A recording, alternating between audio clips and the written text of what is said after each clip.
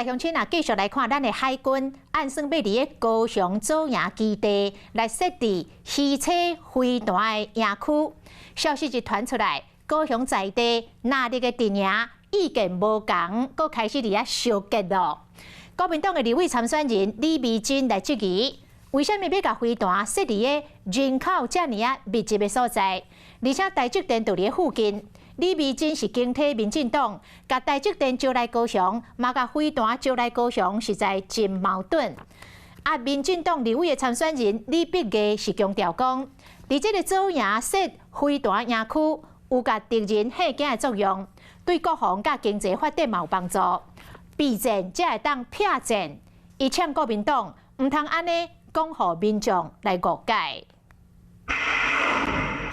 国军甲美国买400粒的暗地鱼车飞弹，拍算伫2026年头一批到货时，海军先以信誉专案的名义规划伫全台湾5县市6个点设立鱼车飞弹的防卫营区，其中包括高雄左营海军基地。这嘛好哪力又搁透过空中对枪。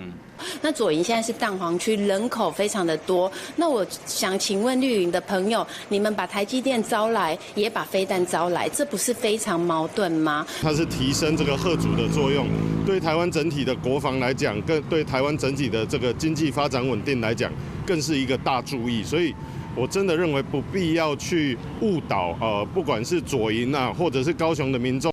李美珍认为，左营是海军的重点，鱼车飞弹的营区若设伫遮，恐惊互左营变成头一个攻击目标。李碧芽同款强调，左营是台湾海军的重要基地，所以更加需要完善的国防设备，因为只有避战才会当避战。希望国民党唔能够误导民众。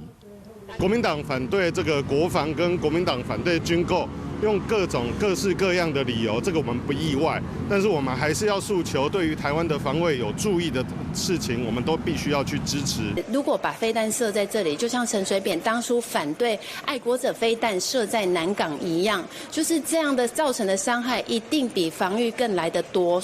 两人立场无同款，只是透过空中的对射，就是无讲名，以哪赢力赢，也是国民党、民进党的互相称呼。这个做法引起真侪选民的好奇。你好，我是宋彦明。想掌握最及时的新闻资讯吗？赶紧订阅、按赞、开启小铃铛，锁定华视新闻 YouTube 频道。